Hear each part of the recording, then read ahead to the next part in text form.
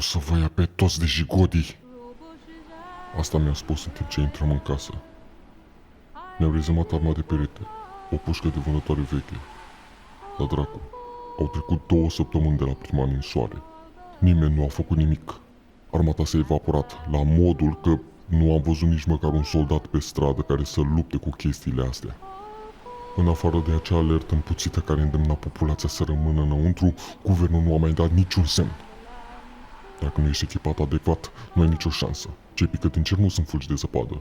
Și spun asta pentru că un fug de zăpadă nu ar putea niciodată să ardă materialul. E adevărat că mulți au rămas în case după ce au văzut cum stă treaba. Dar la un moment dat, ți se face foame. Rămâi fără resurse și trebuie să ieși pentru a căuta hrană.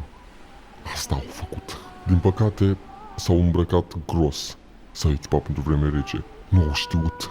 Căldura se resimte la fel ca în orice altă lună din august. Așa că îmbrăcatul gros nu e necesar, dacă cineva s-ar limita doar la temperatură. În schimb, trebuie să ții cât mai departe orice fruct de ninsoare de piele. 3 tricouri, 4 bluze, 2 hanorace și o geacă groasă.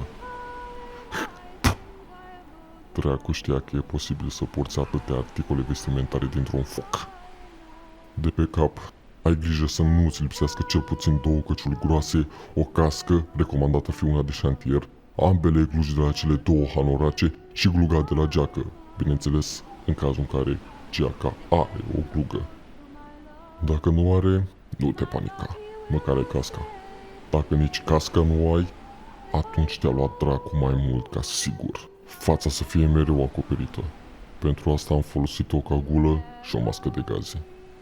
În mâini să ai mereu 2 perechi de mănuși. Caută să fie cât mai flexibile pentru că peste cele 2 perechi ești obligat să mai îmbraci o pereche cu un strat cât mai gros. 4 perechi de pantaloni vor fi de ajuns, fără blugi rupți.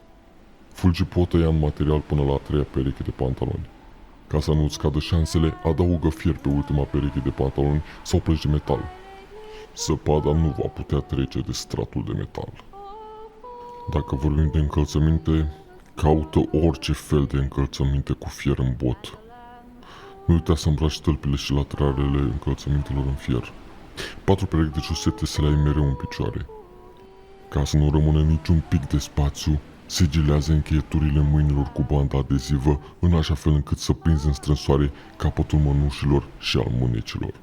Fă la fel și la picioare. Nu lega prea strâns pentru că sângele trebuie să circule. Nu vrei să rămâi imobilizat în mijlocul zăpezii. Echipamentul ăla nu ține la nesfârșit. Fă la fel și la gât. Crede-mă, fulgii pot intra și prin cea mai mică crăpătură. Da, te vei mișca destul de greu, așa că trebuie să ai grijă la fiecare pas să nu dai de vreo creatură. Sunt extrem de violente. Ori încerca să te ucidă, așa că nu sta la discuții. Ai 2 opțiuni, ori ucizi, ori încerci să scapi de atacul uneia. Se va sinucide dacă nu-și va putea face nimic în final. Ce ar trebui să te sperie este țipătul uneia.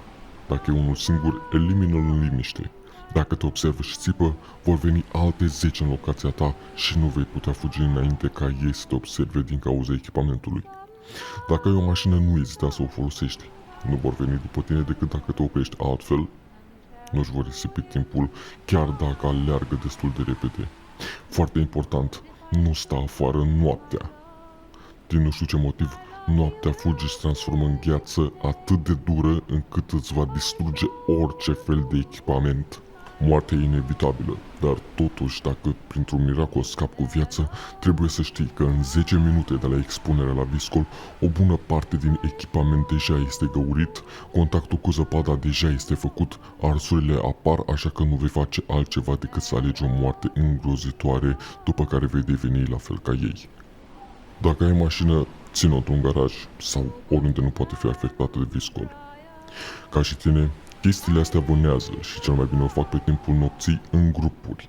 Dacă nu mori din cauza viscolului și încă trăiești așteptând moartea încet, dar sigur, întâlnirea cu un astfel de grup te va ucide 100%. Nu uita să baricadezi orice ușă sau fereastră și desigur acoperă ferestrele și fă cât mai puțină lumină. Fii cât poți de silențios. Dacă ai un pod, asigură-te că rămâi acolo cât de mult timp poți. Stai departe de oricine intră în contact cu zăpada. Se va transforma inevitabil.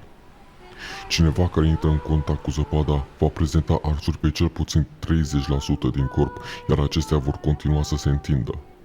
La o oră de la expunere va începe să halucineze și să geamă din ce în ce mai tare din cauza durerilor. La 2 ore sau mai puțin va începe să facă spume la gură, iar instinctul de supraviețuire se va instaura, devenind o problemă majoră, fiind gata să te atace oricând.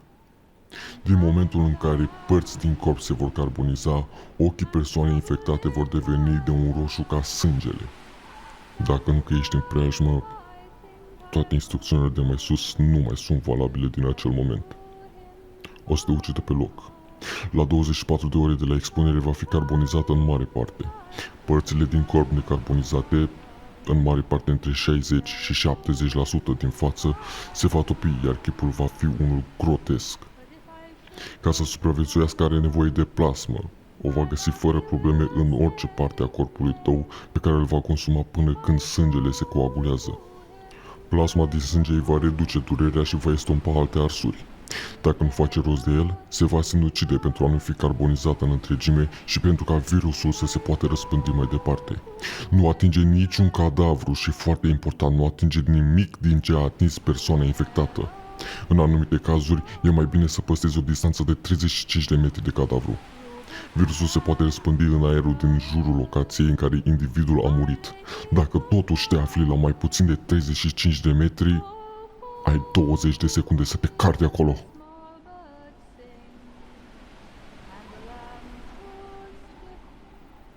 Dacă e cineva acolo, dacă mă aude cineva, te rog să răspunzi. Nu știu ce se întâmplă, dar creaturile astea mișună pe afară. Avem nevoie de ajutor, suntem la supermarketul.